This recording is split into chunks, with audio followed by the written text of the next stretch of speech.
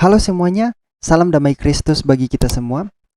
Jadi kali ini saya ingin kita menyimak salah satu diskusi lucu yang terjadi antara Muslim yang tiba-tiba masuk di sesi live-nya Pak Deking Gadas di channel Verbum Veritatis.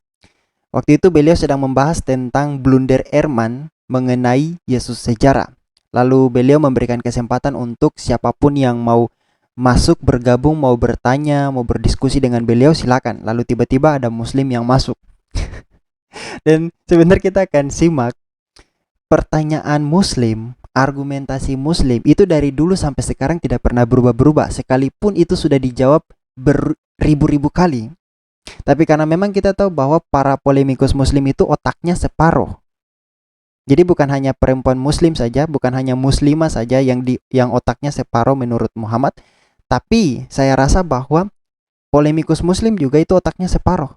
Karena segala sesuatu yang mereka keluarkan untuk menyerang kekristenan itu adalah hal-hal basi yang sebenarnya sudah dijawab, yang sebenarnya sudah dibantah dengan sangat jelas dan tidak ada bantahan dari mereka, tidak ada argumentasi bantahan dari mereka. Tapi mereka masih mau datang dengan pertanyaan yang sama, argumentasi yang sama, ya karena itu otak mereka itu separuh, khususnya polemikus Muslim. Nah, kali ini kita akan simak Muslim yang masuk di room Padeki, roomnya Verbum Veritatis, lalu mencoba untuk mendebat tentang ketuhanan Yesus. Mari kita simak videonya. Halo Pak Alek. Halo, selamat malam Pak. Selamat malam Pak. Silakan Pak. Bentar Bang. Oke. Kita masih punya 12 menit ya. Karena saya akan akhiri ini di jam 8 nanti. Selamat malam Bang. Selamat malam Pak Alek. Iya, iya. Silakan Pak. Saya Alek Bang dari NTT. Oh ya, Pak Alek. Pak Alek Subroto ya. Iya. Cuman saya keturunan Silakan, Pak. Jawa aja Bang, stay di NTT nih. Oke. Apa kabar Bang? Kabar baik. Pak De King Adas. Ini topiknya malam ini apa Bang? Tadi Bang Alek belum nonton ya? Iya, baru masuk Bang, maklum baru nyampe rumah Bang. Kami ada ngobrol-ngobrol tentang Erman. Erman tidak percaya bahwa Yesus itu Tuhan. Jadi saya kasih bukti bahwa Yesus harus dipercaya sebagai Tuhan, bukan hanya karena perjanjian baru mengatakan begitu. Iya. Studi Yesus sejarah sendiri mengharuskan kesimpulan itu. Ya kalau saya sih bukan yang mau menyangkal semuanya ya. Tapi kita sebagai manusia kan Bang ya, kita kan diberi akal untuk mikir dan memfilter kan ini semua ya. Bukan asal terima saja. Kok saya sih nggak setuju ya kalau Yesus itu Tuhan. Mohon maaf. Kenapa jangan sampai kita menuhankan Tuhan yang punya Tuhan gitu. Itu problemnya gitu loh Pak Deki. Ya, itu kan retorika dari Muslim kan, bahwa Yesus itu manusia biasa, maka dia pasti punya Tuhan. Tapi kalau bicara dari perspektif kekristenan, dari sudut pandang kekristenan, Yesus itu Tuhan yang jadi manusia. Tapi Muslim kan pandang itu terbalik kan, manusia yang dipertuhan. Nah, kekristenan tidak percaya begitu. Tidak ada manusia. Nah, sabar sebelum lanjut, saudara-saudara perhatikan ya, yang dikatakan oleh Pak Deking Gadas bahwa kekristenan itu percaya Tuhan yang menjadi manusia, bukan manusia yang dipertuhankan. Kalau Muslim kan berpikir bahwa kekristenan mempertuhankan manusia, tetapi itu bukan iman Kristen. Iman Kristen adalah Tuhan menjadi manusia. Sekali lagi, Tuhan menjadi manusia, bukan manusia yang dipertuhankan. Jangan dibalik-balik. Kita lanjut lagi. Manusia yang bisa dipertuhan, dan tidak ada orang waras yang percaya bahwa manusia bisa jadi Tuhan. Tapi Tuhan bisa jadi manusia. Tapi kalau Bang Neki kira-kira bisa membuktikan dengan sangat jelas Yesus itu Tuhan pencipta alam semesta, terus pakai apa Bang? Alkitab mengatakan itu Yesus menciptakan alam semesta. Pak, mau saya bacakan ayatnya? Enggak ada ayatnya Bang, jangan ngarang Bang. Ya, sekarang saya... Iya silakan Bang. Enggak ada Bang, serius. Sekarang jangan bang bilang saya ngarang, karena sekarang saya bisa baca sekarang. Oke, sekarang saya baca ya, Yohanes pasal 1 ayat 1 sampai dengan 3 dan seterusnya. Pada mulanya adalah firman. Firman itu bersama-sama dengan Allah, dan firman itu adalah Allah. Ya. Dia pada terus? mulanya bersama-sama dengan Tapi Allah. sepertinya di situ nggak ada tentang Jangan penciptaan alam komentari semesta. dulu. Kamu minta Iya. saya bacakan. Jadi Iya. jangan salah saya kalau saya baca ayatnya. Kamu Iya, bilang tidak monggo, ada Bang. ayatnya kan? Sekarang saya Iya. kasih tahu ayatnya. Segala sesuatu dijadikan oleh Dia siapa, Bang? Dia, Yesus. Dia siapa? Yesus. Dan tanpa Dia tidak ada satupun yang telah jadi dari segala yang dijadikan. Dalam Dia ada hidup, dan hidup itu adalah terang manusia. Saya bisa baca terus, tapi sudah jelas segala sesuatu dijadikan oleh. Jadi menurut Anda, Bang Leki, Yesus sekarang menciptakan kembali dulu semuanya. kepada, jangan lari kemana-mana. Makanya saya malas berdiskusi dengan kalian karena kalian seperti itu. Ini nggak lari, tetap klaim pertama Anda dengar.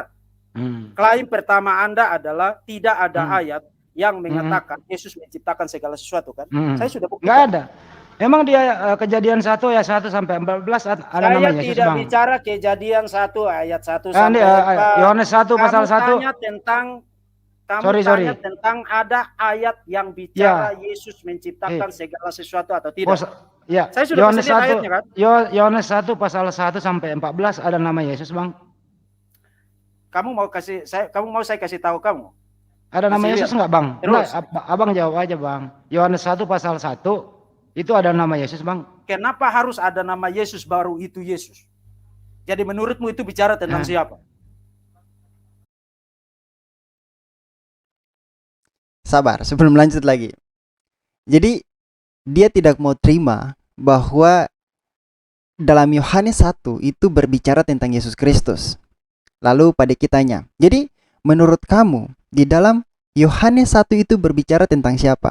Mari kita lihat jawaban dari si Abdul ini. Lucu jawabannya. Iya, terus kemudian, Bang, jadi menurutmu itu bicara tentang siapa? Terus menurut Anda itu Kejadian 1 itu kata siapa? Ini bukan persoalan kata siapa. Di dalam teks itu bicara tentang Yesus. Tidak ada orang yang meragukan itu bicara tentang Yesus. Dan Anda sudah meninggalkan klaim pertama Anda bahwa tidak ada ayat yang mengatakan. Tidak ada, Bang. Mana buktinya Yesus menciptakan alam semesta, Bang? Enggak ada tuh. Tadi saya sudah baca kan? Saya sudah baca. Dia kan bukan Yesus, Bang. Dia. Tadi kamu tanya tentang ayat. Setelah saya baca ayatnya, lalu mana buktinya? Ya, tapi kan enggak bukan nama Yesus. Apa yang kamu mau? Jadi tapi kan bukan nama Yesus. Di situ ini dia. Saya tanya kamu bukti seperti apa yang kamu mau? Saya pengen bukti bahwa Yesuslah yang menciptakan alam semesta, Bang. Yang mengatakan persis seperti itu. Iya, Bang. Jadi kamu adalah Tuhan. Maka kamu harus menentukan bagaimana cara Alkitab berbicara tentang segala sesuatu. Justru sekarang kalau dia tidak bicara seperti yang saya mau, maka itu tidak cocok dengan yang saya mau. Sama seperti yang kalian selalu bilang kan, kasih tahu di mana Yesus bilang aku Tuhan sembahlah aku. Jadi siapa Tuhannya sekarang? Justru Tuhan itu nggak boleh abu-abu, Bang. Harus jelas supaya orang jelas semuanya gitu loh. Dia bilang justru Tuhan itu tidak boleh abu-abu hanya karena dia tidak menerima kenyataan bahwa dalam Yohanes 1 itu berbicara tentang Yesus Kristus yang adalah firman. Jadi dia bilang justru Tuhan itu tidak boleh abu-abu. Dan dia minta bahwa perkataan Alkitab itu harus sama dengan apa yang dia katakan. Bahwa Yesus menciptakan, persis dengan apa yang dia katakan ya, Yesus menciptakan dunia atau Yesus menciptakan alam semesta. Bagaimana kalau misalnya kita bertanya kembali bahwa di mana ayat Al-Quran yang menyatakan bahwa Allah Subhanahu wa Ta'ala mengatakan bahwa dirinya adalah tauhid, persis seperti apa yang saya katakan. Di mana Allah Subhanahu wa Ta'ala mengklaim dirinya adalah tauhid. Aku adalah Allah Subhanahu wa Ta'ala dan aku adalah tauhid. Di mana? Tidak ada. Saudara tidak akan menemukan perkataan yang persis sama seperti apa yang saya minta. Tapi Muslim itu kan logikanya ya seperti yang saudara-saudara lihat, dan otaknya itu kan separuh. Jadi mari kita lanjut lagi kelucuan ini. Kita lihat lagi. Nah, kalau terbelah dua. Saya tanya, makanya sekarang saya tanya, kamu kasih lihat saya satu saja ayat Quran yang mengatakan bahwa Allah Subhanahu wa Ta'ala itu ada, persis seperti yang saya minta. Silakan. Ini mau bahas Al-Quran apa mau bahas Bible, Bang? Standar yang sama. Standar yang sama. Kalau kamu menuntut kata-kata yang persis sama, maka standar itu saya pakai sekarang untuk menantang standar itu. Kalau kamu mau pakai standar kata-kata yang sama, silakan kasih lihat saya satu saja ayat Quran yang mengatakan seperti yang saya mau dia katakan, Allah Subhanahu wa taala itu ada? Silakan. Allah Maha ada, Bang, banyak ayatnya. Di mana dikatakan? Banyak ayatnya gitu loh. Tidak ada, jangan kamu ngarang. Enggak ngarang, saya ngerti Islam daripada Anda. Jadi kenapa berbalik sih? Kalau gini aja deh. Pak Deki, saya nantang Anda. Dengerin dulu gantian. Saya nantang Anda kalau memang mau debat antar lintas agama. Ini kan forum Anda, kenapa Anda ya balik nanya? Ini kan Anda bersedia ditanya gitu loh. Kalau mau Anda saya undang, saya kasih link ke Anda, kita debat. Nah, enak tuh kalau gitu. Itu gimana? Perdebatan adu jangkrik begitu tidak menarik buat saya. Tidak menarik buat saya. Dan itu buang waktu. Nah, ini kalau Anda tersudut, Anda tersudut, Anda nanya balik. Sama sekali tidak tersudut. Dari tadi Anda minta ayat, saya sudah kasih ayat. Enggak ada namanya Yesus, Bang. Mana ada bukti? Kalau memang Yesus yang menciptakan segala sesuatu di muka bumi, kalau Yesus tentang siapa? Ya Tuhannya Yesus lah. Jadi itu bicara tentang siapa? Maksudnya Yohanes 1, Yohanes pasal 1 itu keseluruhannya berbicara tentang siapa? Lalu si Abdul ini menjawab, Tuhannya Yesus lah. Lihat, saudara perhatikan, dengar jawabannya. Yohanes 1 berbicara tentang Tuhannya Yesus. Kita lanjut lagi. Yesus kan punya Tuhan. Iya. Jadi Tuhannya Yesus itu ada di ayat 14 dibilang apa? Iya, segala sesuatu dijadikan oleh Dia sang pencipta alam. Di ayat 14 dibilang apa? Iya. Jangan ngaco. Iya, coba cek, Bang. Bang, coba cek. Itu telah menjadi manusia. Iya, coba cek di Abang antara coba kita cek. Dan telah melihat kemuliaannya dan yaitu aduh, ngarang lagi nih kok. Ini bukan ngarang, saya lagi baca ayat. Ngarang, Bang. Ini sekarang gini, kita cek. Kan kita mau cek segala sesuatu dijadikan oleh Yesus. Kita cek. Lalu kamu bilang itu bukan Yesus kan? Ya, kita cek penciptaan alam semesta. Itu bukan Yesus kan? Bukan Yesus. Dulu. Bukan. Lalu ayat 14 itu bicara tentang siapa? Kenapa? Ayat 14 itu bicara tentang tadi kamu. Ya, firman telah menjadi manusia. Kamu bilang iya di ayat 1:14 tentang Tuhannya Yesus. Iya, firman telah menjadi manusia kan? Iya kan? Jadi Tuhannya Yesus menjadi manusia. Iya, sekarang sekarang firman telah menjadi manusia, begitu? Anda percaya firman menjadi manusia? Ya, kenapa? Anda percaya? Kamu tidak percaya firman bisa jadi manusia? Bagaimana? Muhammad coba percaya. Sebentar, ini yang lebih menarik. Jadi dia ingin menantang Pak Deki bahwa kamu percaya. Sebenarnya bukan menantang Pak Deki saja, tapi orang Kristen, karena orang Kristen percaya bahwa firman Allah itu menjadi manusia. Jadi dia menantang, apakah Pak Deki percaya bahwa firman menjadi manusia atau Tuhan menjadi manusia? Kita lihat jawaban yang telak, yang sangat yang tidak bisa dibantah oleh Muslim siapapun. Tidak bisa dibantah. Kekristenan percaya bahwa Tuhan bisa menjadi manusia. Firman Allah menjadi manusia sesuai dengan apa yang dikatakan oleh kitab suci. Dan mari kita lihat satu jawaban yang akan membuat Abdul ini, si Muslim ini, menjadi bingung, panik. Mari kita simak. Sabar, saya mundur dulu beberapa detik ke belakang. 5 detik. Kita lihat ya. Manusia. Ya, kenapa? Anda percaya? Kamu tidak percaya firman bisa jadi manusia? Bagaimana? Muhammad percaya kok firman bisa jadi manusia? Coba jelaskan kepada saya. Gimana caranya firman? Kenapa lari ke Muhammad sih? Ya, karena kamu tidak percaya. Ini orang ini tersudut sih kalau gimana sih ini? Kenapa mesti firman menjadi manusia? Jangan terguncang, Deki. Jangan terguncang. Anda dokter ini, masa teruji, masa? Itu kan retorika kalian kan? Coba sekarang buktikan kepada saya bagaimana caranya firman menjadi manusia. Bagaimana caranya firman menjadi manusia? Coba ceritakan kepada saya bagaimana caranya firman menjadi manusia. Apa kok bertanya? Anda ini punya forum kok bertanya? Jangan kamu bikin ini jadi forum cerdas cermat. Kalau kamu bertanya, kamu juga harus kasih kesempatan saya untuk bertanya. Dan setiap pertanyaan itu punya kriteria logis di belakangnya. Dan kriteria logis itu harus digunakan dengan standar yang sama untuk posisi Anda sebagai seorang muslim. Sekarang saya mau tanya kamu percaya tidak firman bisa jadi manusia? Enggak percaya lah. Oh, kalau begitu kamu bilang Muhammad pembohong. Di mana Nabi Muhammad mengatakan firman menjadi manusia? Muhammad mengatakan in the day of judgment, Quran akan menjadi seperti pria pucat. Kamu mau saya kasih lihat buktinya sekarang? Dari mana Anda mengatakan Kamu itu mau saya berbahasa kasih lihat Inggris? buktinya sekarang? Nabi Muhammad nggak berbahasa Inggris. Ya, itu terjemahan bahasa Inggrisnya. Muhammad tidak bisa berbahasa Inggris. Muhammad tidak bisa berbahasa Inggris. Lanjut. Anda ini kok jadi gimana sih? Jangan terguncang. Nggak Jadi ada Anda orang jangan muter-muter di sini. muter-muter gitu loh. Nggak ada orang muter-muter di sini. Tadi kamu bilang kamu tidak percaya. Ini bahwa orang firman satu bisa ketawa-ketawa jadi nih. manusia, kan? Gini aja bro, ini dengerin dulu Pak Deki. Ah, kamu pergi Kita aja lah. sekarang Kamu Oke.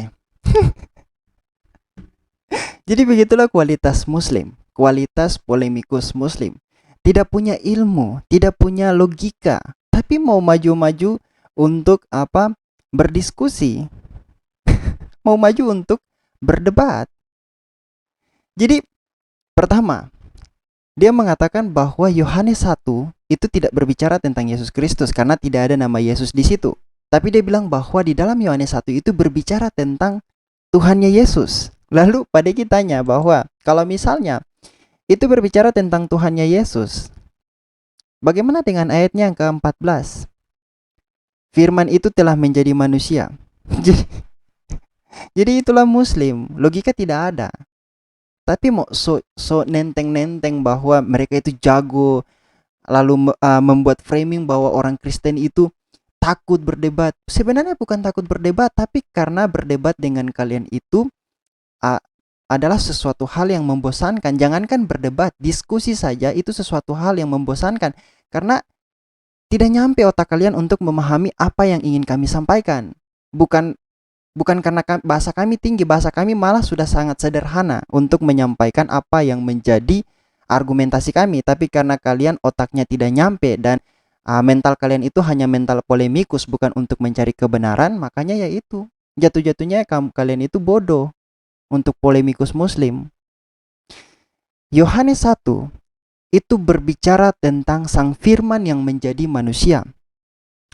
Kalau kalau dia bilang bahwa Yohanes 1 itu berbicara tentang Tuhannya Yesus, maka dia harus percaya bahwa Tuhan bisa menjadi manusia. Itu konsekuensi logis, itu cara berpikir yang logis, dan itu cara membaca yang bertanggung jawab. Membaca Alkitab yang bertanggung jawab, bukan comot sana comot sini. Itu yang pertama. Saudara-saudara perhatikan di situ kan, di Yohanes 1. Yohanes 1 itu berbicara tentang Sang Firman, dan ayat yang ke-14 mengatakan bahwa Firman itu,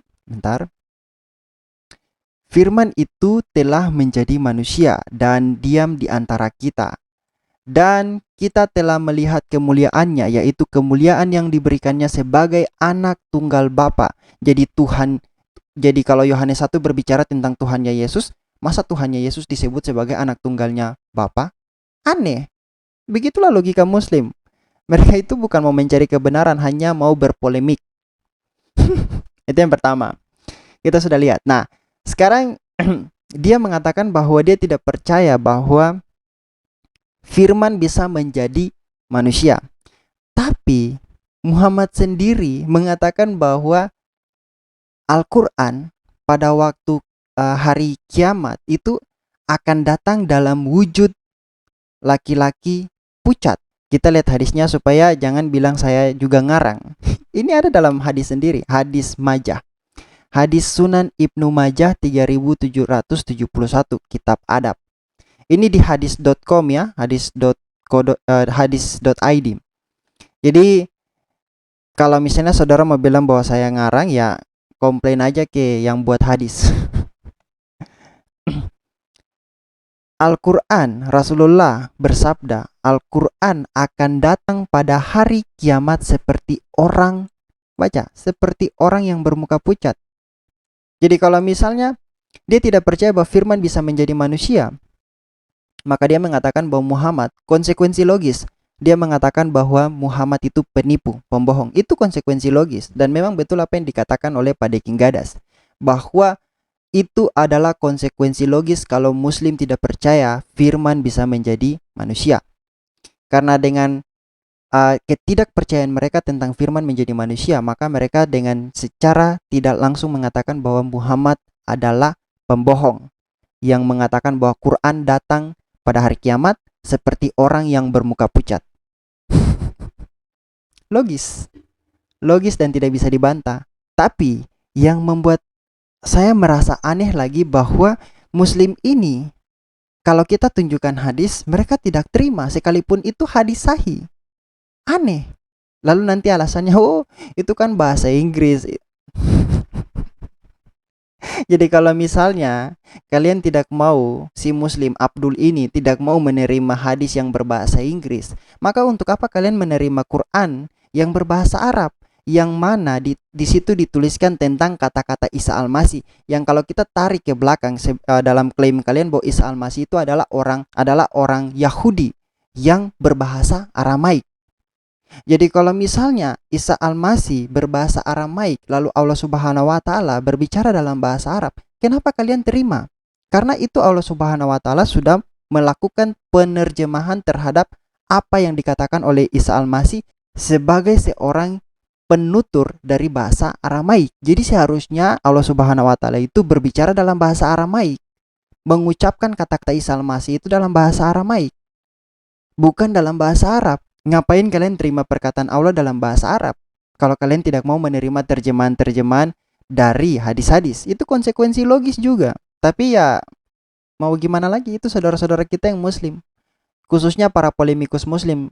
Karena tidak semua saudara Muslim, saya yakin dan percaya bahwa ada saudara-saudara Muslim yang masih berpikiran waras dan ingin berpikir secara logis.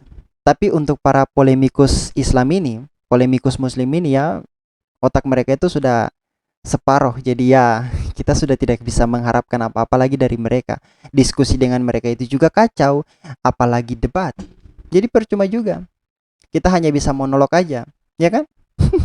Oke, jadi segitu saja video yang ingin saya tunjukkan untuk saudara-saudara. Untuk saudara-saudara Muslim yang masih memiliki akal sehat, silakan pikirkan kembali tentang keyakinan saudara. Dan saya berdoa semoga Roh Kudus mau menggerakkan hati saudara untuk mencari kebenaran, bukan untuk berpolemik. Kita jumpa di video berikutnya. Tuhan Yesus memberkati.